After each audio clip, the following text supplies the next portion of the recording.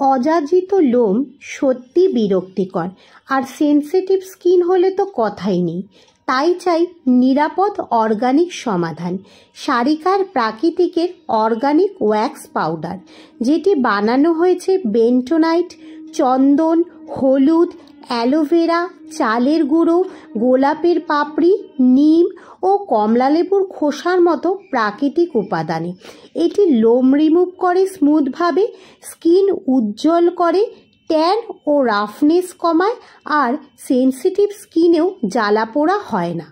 বাজারের কেমিক্যাল ওয়্যাক্সে থাকা synthetic wax বা পেট্রোলিয়াম বেসড উপাদান নেই এতে, তাই আরও সুরক্ষিত এবং ত্বক কোমল রাখে।